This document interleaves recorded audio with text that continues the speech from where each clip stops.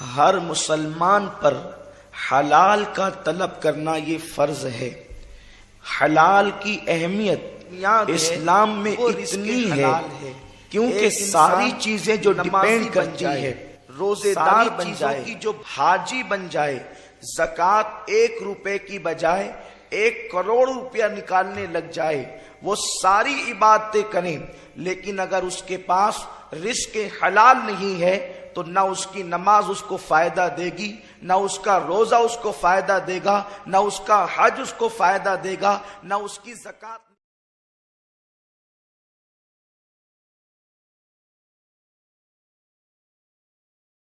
نکالنا اس کو فائدہ دے گی۔ میرے پیارے آقا صلی اللہ علیہ وسلم کے پیارے دیوانوں، حرام مال سے زکوٰۃ نکالنے والے کے بارے میں سیدی اعلیٰ حضرت امام احمد رضا خان محدث بریلوی رحمت اللہ تعالی علیہ ارشاد فرماتے ہیں، حرام مال سے زکوٰۃ نکالنے کا مطلب یہ ہے کہ کسی ناپاک کپڑے کو پیشاب سے دھونا۔ کیا ناپاک کپڑے کو اندازہ فرمائیں، ہمارے پیٹ کے اندر جو لقمہ جاتا ہے وہ بڑا قیمتی ہے۔ آقا کریم صلی اللہ علیہ وسلم نے ارشاد فرمایا، جس نے ایک لقمہ حرام کا کھایا 40 دن تک کہ اللہ اس کی عبادت کو قبول نہیں فرماتا، 40 دن تک اس کی دعائیں قبول نہیں کی جاتی۔ میرے پیارے آقا صلی اللہ علیہ وسلم کے پیارے دیوانوں، لوگ کہتے ہیں میری دعا قبول نہیں ہوتی، نماز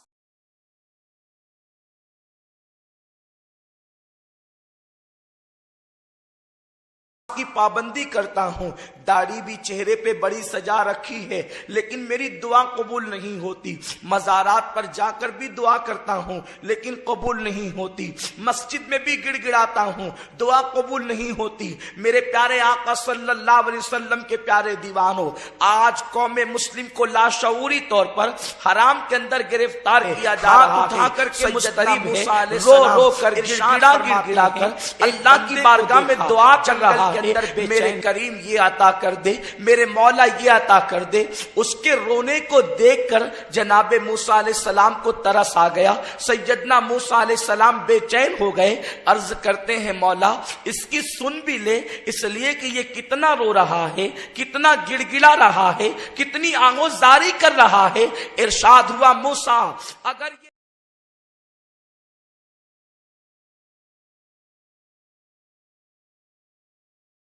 روتے روتے دم توڑ دے، یہ آہوزاری کرتے کرتے مر جائے، تب بھی اس کی دعا کو قبول نہیں کروں گا۔ عرض کیا مولا اس پر اتنے ناراض کیوں ہے کہ یہ روتے روتے مر جائے تب بھی اس کی دعا قبول نہ کی جائے گی؟ تو ارشاد ہوتا ہے موسیٰ اس کے پیٹ میں جو لقمہ ہے وہ لقمہ حرام ہے، اور اس کے جسم پر جو لباس ہے بہت چیزوں کی طرف توجہ کی، میں اس کی دعا کیوں حلال کی طرف کتنے لوگوں کی توجہ ہے۔ ہم جھوٹ بول کر تجارت کریں، دھوکہ دے کر تجارت کریں، جن لوگوں کی تجارت حلال ہے کچھ تو ایسے ہیں جھوٹ بول کر کرتے ہیں، دھوکہ دے کر کرتے ہیں، فریب کر کے کرتے ہیں۔ میرے پیارے آقا علیہ السلام کے پیارے دیوانوں، اور بہت سارے کم نصیب تو ایسے ہیں جنہوں نے حرام کام ہی کھول رکھے ہیں، شراب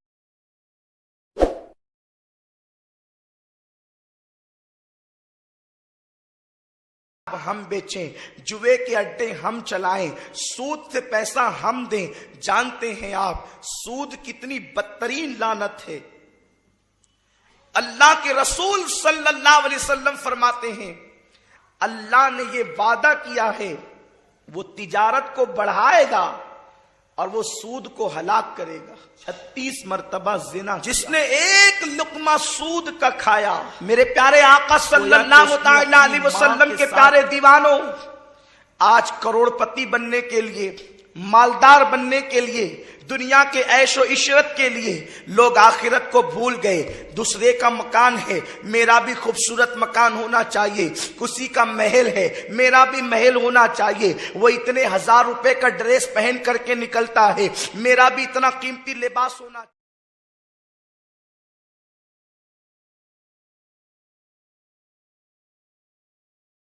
چاہیے. اس کے پاس اتنی قیمتی گاڑی ہے, میرے پاس بھی اتنی قیمتی گاڑی ہونی چاہیے. میرے پیارے آقا صلی اللہ علیہ وسلم کے پیارے دیوانوں, مکان یہی رہ جائے گا, دکان یہی رہ جائے گی, لباس یہی رہ جائے گا, سواریاں یہی رہ جائے گی. اس دنیا سے انسان تو لے کر کیا جائے گا؟ اللہ اکبر.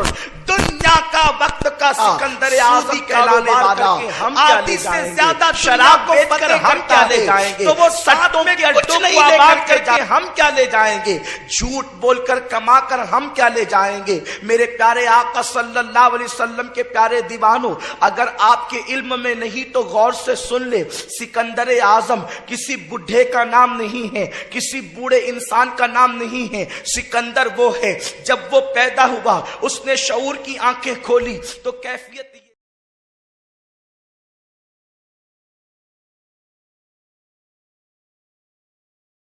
تھی کہ اس کا باپ یونان کے ایک چھوٹے سے دیہات کا حکمراں تھا. جب اس نے شعور کی آنکھیں کھولی تو اس نے پلان تیار کیا, میرا باپ چھوٹے سے دیہات کا بادشاہ ہے, میں پوری دنیا کو فتح کروں گا. اور آپ کو حیرت ہوگی کہ اس نے 15-16 سال کی قلیل مدت کے اندر آدھی سے زیادہ دنیا کو فتح کر لی. اور 38 سال ہو گیا جس وقت وہ دنیا سے کوچ کرنے لگا. اس نے لوگوں کو مشورہ دیا, جب میں دنیا سے جاؤں تو جنازے کے باہر میرے ہاتھوں کو کر دینا, تاکہ جاتے جاتے دنیا کو پیغام دے دوں کہ وقت کا سکندر اعظم جس نے آدھی سے زیادہ دنیا کو صرف 15-16 سال کی قلیل مدت میں فتح کیا, وہ بھی جا رہا ہے تو ہاتھ خالی لے کر کے جا رہا ہے. تم کیا لے کر کے جاؤ گے؟ میرے پیارے آقا صلی اللہ علیہ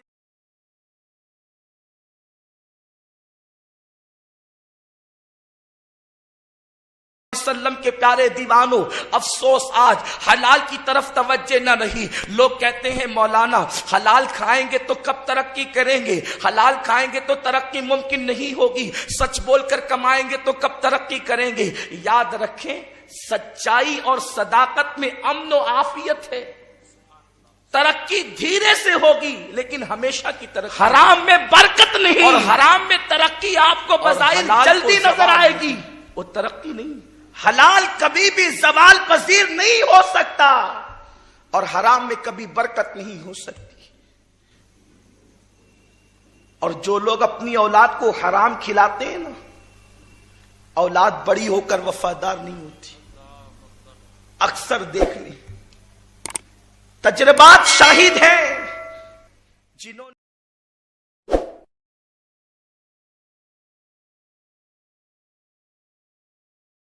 نے اپنی اولاد کی پرورش لقمہ حرام سے کی, اولاد نے بڑا ہو کر کے ان کو آنکھیں دکھائی. وہ ملک کے بھی غدار ہوئے, مذہب کے بھی بے وفا ہوئے, اور ماں باپ کے بھی بے وفا ہوئے. یہاں پر مجھے حلال کی برکتوں میں سے ایک واقعہ یاد آتا ہے, ورنہ جہاں پر بات ہوگی وہیں ختم ہوگی. میں جلدی جلدی اشارے دے کر کے گزرنا چاہتا ہوں, حضرت کے آنے تک مکمل ہو. ایک شخص ہے, مسجد کا مؤذن ہے, اس کا نام مبارک ہے. مبارک ایک خوبصورت جوان ہے, اس لیے کہ خوبصورتی جو ہے وہ غریبی اور امیری کی بنیاد پر نہیں ملا کرتی, بلکہ اللہ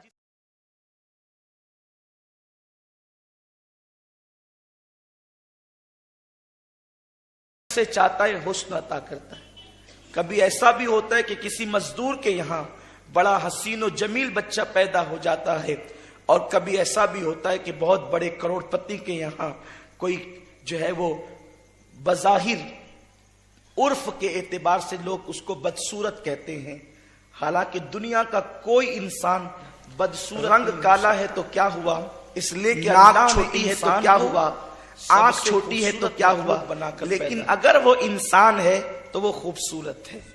لقد خلقنا الانسان فی احسن تقویم, ہم نے انسان کو بہت خوبصورت پیدا کیا, حسین صورت پر پیدا کیا, لیکن اس کے بعد اپنے حسن پر اترانے والے انسان, قرآن فوراً دوسری آیت میں کہتا ہے ثم رددناہ اسفل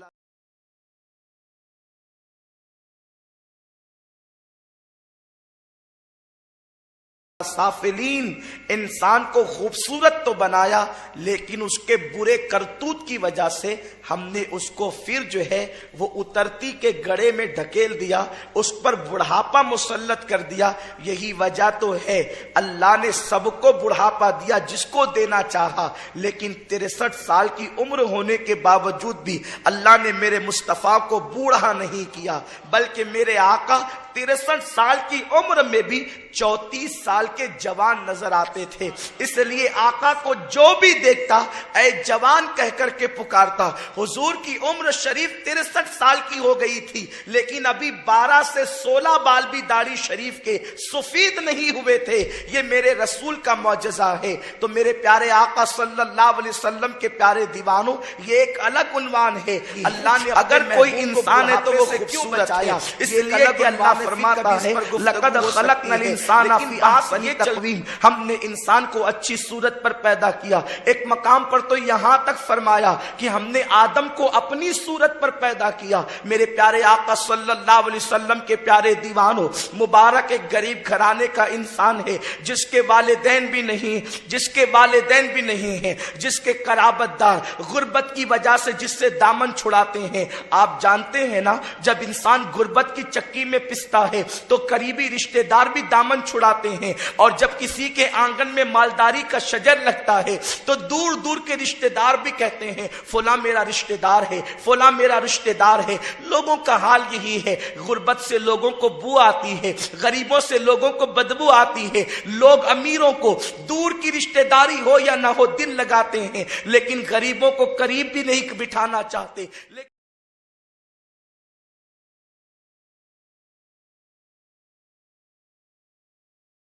لیکن یہ میرا رسول ہے، یہ آپ کے رسول ہے، جو دعا یوں کرتے ہیں، اے اللہ مجھے ظاہری حیات بھی غریبوں کے درمیان دینا، اور مجھے ممات بھی غریبوں کے درمیان دینا، اور میرا حشر بھی غریبوں کے درمیان فرمانا۔ اور آقا فرماتے ہیں مالداروں سے غریب لوگ 500 سال پہلے جنت میں داخل کیے جائیں گے۔ اب اس کا یہ مطلب نہیں معاذ اللہ کہ ہم جو ہے وہ اپنے آپ کو پھر غریب ہی کر لے، کام چور بن جائے۔ غریب کا مطلب یہ بھی نہیں ہے کہ آدمی جو ہے وہ بھیک مانگتا رہے، آدمی کوششوں کے باوجود تقدیر کا مارا ہو، یہ الگ عنوان ہے۔ مبارک مؤذن ہے مسجد کے اندر، لیکن اس کی فطرت اور طبیعت میں یہ ہے، مبارک کی طبیعت میں، اور ظہر سے پہلے مزدوری کر کے نماز میں آ جاتا کے بعد اشراق اور چاشت پڑھ کر مسجد یعنی اتنا کما لیتا ہے کہ پورا دن جو ہے اس کا گزارا ہو جائے، دن بھر میں اس کے لیے افطار کا انتظام ہو جائے، سحری کا انتظام ہو جائے۔ روزانہ کا معمول ہے کہ وہ روزہ رکھتا ہے۔ ایک دن مسجد کے امام جو حکومت کی طرف سے، بادشاہ کی طرف سے قاضی شہر مقرر کیے گئے تھے، یعنی قاضی شہر کا مطلب چیف جسٹس اس زمانے کا ہوتا تھا، جو جج ہوا کرتا تھا، فیصلے کرتا تھا۔ جو مسجد کا امام تھا وہی جج بھی تھا۔ مؤذن صاحب جوان تھے، وظیفے میں مصروف تھے۔ قاضی صاحب کو خیال آیا میری بیٹی جوان ہو گئی ہے، جوان بیٹی کا رشتہ دیکھنا چاہیے کہ کہیں میری بیٹی کی شادی ہو جائے۔ اس خیال کے اندر دماغ دوڑانے لگے، بیٹی کو دوں تو کہاں دوں؟ پھر خیال آیا کہ مبارک سے بہتر رشتہ کون سا ہو سکتا؟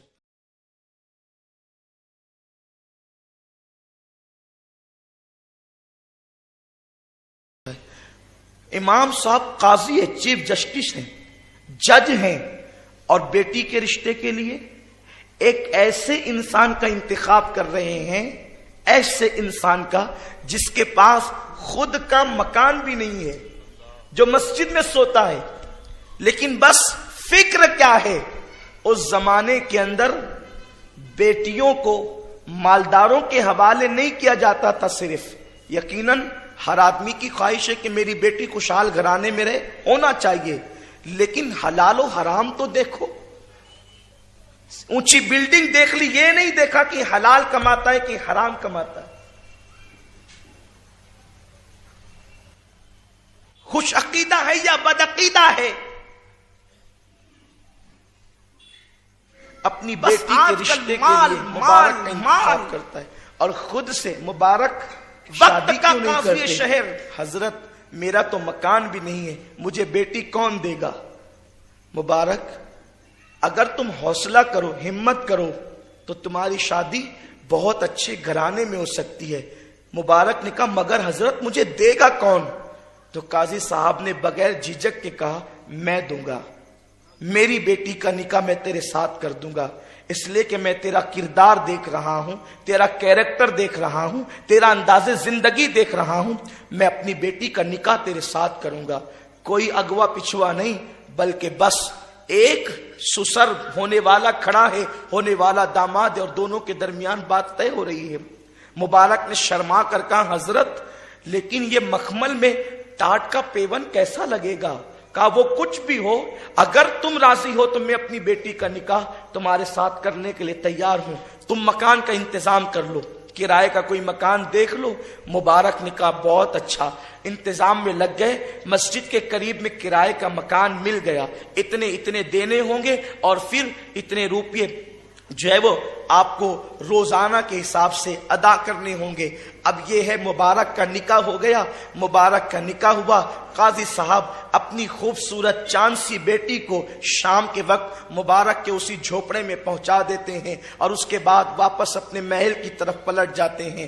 فجر کی نماز میں جب مبارک نماز کے لیے آئے تو چہرے پر نہ نیند کا کوئی اثر تھا، نہ کسی اور چیزوں کا اثر تھا۔ وہ لوگ اہل اللہ تھے، اللہ والے تھے، جو چہرے دیکھ کر کے راتوں کی داستانیں پڑھ لیا کرتے تھے، اسی کو کہتے ہیں لفافہ دیکھ کر مضمون کا پڑھ لینا۔ مبارک کو دیکھ کر قاضی صاحب نے کہا بیٹے مبارک آثار کچھ اچھے نہیں ہیں۔ انہوں نے کہا حضور کیا فرماتے ہیں؟ اب آپ سسر ہو گئے تو باپ کے قائم مقام ہو گئے، پہلے ہی امام اور عالم کی حیثیت سے، قاضی و چیف جسٹس کی حیثیت سے آپ میرے لیے بڑے محترم تھے، لیکن اب باپ کے قائم مقام ہے تو آپ حکم فرمائے کہ آثار کس بات پر اچھے نہیں ہیں۔ تو قاضی صاحب نے کہا ٹھیک ہے، گھر آ کر کے تفتیش کے بعد گفتگو ہوگی۔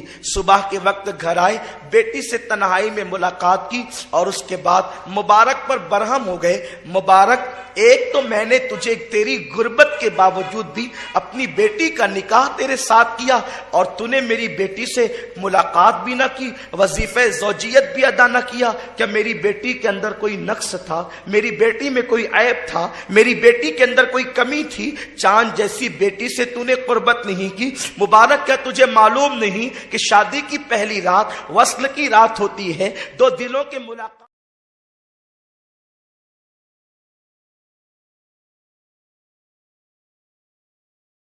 کی رات ہوتی ہے، دل کے آنگن میں وصل کے پودے لگانے کی رات ہوتی ہے، تو مصلی بچھا کر پوری رات عبادت کرتا رہا۔ کیا تجھے پتا نہیں کہ بیوی کا حق کیا ہے؟ جب قاضی صاحب سب کچھ بول چکے تو مبارک نے دھیرے سے زبان کھول کر کہا قاضی صاحب آپ کے احسانات سر آنکھوں پر، میں زندگی کی آخری سانس تک کبھی آپ کے احسان کو فراموش نہیں کر سکتا، لیکن عرض یہ ہے آپ بادشاہ کے ملازم ہیں اور بادشاہ کے یہاں آپ ملازمت کرتے ہیں، پتہ نہیں کبھی کبھی آپ نے کسی کی رعایت بھی کی ہوگی فیصلے میں، اور بادشاہ کے یہاں جو ٹیکس آتا ہے وہ حلال سے بھی آتا ہے اور حرام سے بھی آتا ہے۔ مجھے یہ نہیں یقین سے معلوم کہ آپ حرام کے کھاتے ہیں اور یہ بھی یقین سے نہیں معلوم کہ حلال کھاتے ہیں، تو چونکہ اب یہ جو آپ کی بیٹی ہے وہ میری اولاد کی ماں بننے والی ہے، میں اس سے یوں ہی کیسے ملاقات کر لوں؟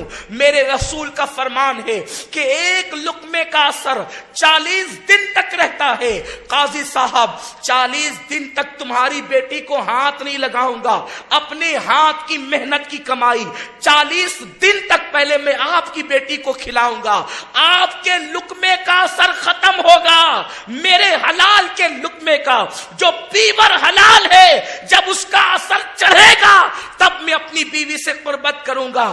قاضی صاحب خوش ہو گئے، پیشانی چوم کر چلے گئے۔ 40 دن تک کی اپنی محنت کی کمائی کھلائی، سچائی و صداقت کی کمائی کھلائی۔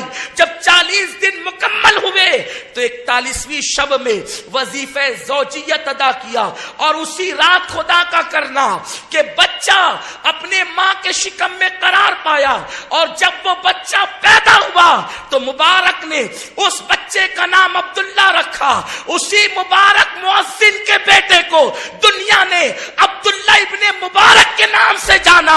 عبداللہ بن مبارک وہ ہے، امام اعظم فرماتے ہیں قیامت کے دن اللہ مجھ سے پوچھے گا نعمان کیا لایا ہے، تو میں عبداللہ ابن مبارک کو پیش کر دوں گا، اسی میں میری نجات ہو جائے گی. اللہ اکبر، یا رسول اللہ، زندہ باد. سرکار کی غلامی، فیضان سرکار شہنشاہ ناسک. حلال حلال ہے، حلال کی برکتوں کا اندازہ نہیں لگایا جا سکتا. اور اللہ اکبر، حرام حرام تو اپنی جگہ مشتبہ چیزیں جس میں شکوک ہو. جب سیدنا امام احمد ابن حنبل رضی اللہ تعالیٰ عنہ کو جیل میں رکھا گیا تو منصور حلاج کی بہن روزانہ کھانا لے کر کے آتی تھی، لیکن ایک دن بھی منصور کی بہن کا کھانا امام احمد ابن حنبل نے نہیں کھایا. ایک دن منصور کی بہن کہتی ہے حضرت میں تو چرخہ کاٹ کر کے لاتی ہوں، چرخہ کاٹ کر کے میں حلال کی کمائی لاتی تھی اور آپ کے لیے اتنی محنت سے کھانے کا انتظام کرتی تھی. امام احمد ابن حنبل نے کہا او میری بہن، مجھے یقین ہے کہ تیری کمائی حلال کی ہے، لیکن جو کھایا نہیں نا اس کی وجہ یہ ہے کہ یہ لوگ مجھے کھانا جیل کی پلیٹ میں دیتے تھے. تیرا کھانا حلال تھا لیکن جیل کی پلیٹ حلال روپے سے تھی یا حرام سے یہ مجھے نہیں معلوم تھا، اس لیے حلال کھانے کو بھی میں نے مشتبہ پلیٹ میں کھانا پسند نہیں. آج ہماری نمازیں صلی اللہ علیہ وسلم کے پیارے دیوانوں کہو ہمیں فیض ہماری پہنچا پا رہی ہے، اس کی وجہ یہ ہے کہ وہ نماز ہی کیا ہے. ایسی نماز کو تو صوفیہ نے مرغے کی چوچ کا زمین پر ٹھونگ مارنا کہا ہے. نماز کیا ہے؟ قرآن کہتا ہے نماز کے لیے ان الصلاۃ تنہا عن الفحشاء والمنکر. بے شک قرآن کہہ رہا ہے، بے شک کوئی شک، قرآن کی تو ہر بات بے شک ہے، اس کے باوجود بھی قرآن کہہ رہا ہے بے شک. اگر قرآن بے شک نہ بھی کہے اس کی ہر بات بے شک ہے، اس کی کسی بات میں شک نہیں ہے، اس کی ہر بات یقینی ہے. میرے پیارے آقا صلی اللہ علیہ وسلم کے پیارے دیوانوں، آپ اندازہ فرمائیں کہ جب قرآن مقدس کی ہر بات یقینی ہے، بے شک نماز ہر برائی سے، ہر بری بات سے روک لیتی ہے، پھر ہماری نماز ہمیں کیوں برائی سے نہیں روکتی؟ ادھر مسجد سے نکلے، ادھر جھوٹ بول کر کے سودا کیا، ادھر مسجد سے نکلے ادھر کسی کی غیبت کی، ادھر مسجد سے نکلے ادھر حرام کی طرف بڑھے. بلکہ کل تک یہ کہا جاتا تھا کہ مسجد سے نکلے تو ایسا کیا، اب مسجد سے نکلے نہیں، لوگ مسجد ہی میں گناہ کرتے ہیں. وہ کون سا جرم ہے آج جو مسجد میں نہیں ہوتا الا ماشاء اللہ. تو نماز کا قصور نہیں ہے. جو ہمارے پیٹ کے اندر جو گندگی جاری نا لقمہ حرام، یہ اس کی نحوست ہے. اللہ کے رسول صلی اللہ علیہ وسلم فرماتے ہیں جس کی نماز اس کو گناہوں سے نہ روکے، توجہ فرمائیں، جس کی نماز اس کو گناہوں سے نہ روکے وہ نماز اس بندے کو اللہ سے دور کر دے گی. یعنی نمازیں بھی اللہ سے دور کر سکتی ہے. کون سی نمازیں؟ جو نماز گناہوں سے نہ روکے وہ اللہ سے دور کر دے گی، اور جو نماز گناہوں سے روک لیتی ہے وہ اللہ کا قرب عطا کر دیتی ہے. تو ہم خود ہی ڈوب جائیں، اپنے وجود میں ڈوبے، اپنے دل میں ڈوبے، اپنا احتساب کریں ہم حلال کھا رہے ہیں یا حرام کھا رہے ہیں، ہمارے پیٹ میں کون سا لقمہ جا رہا ہے.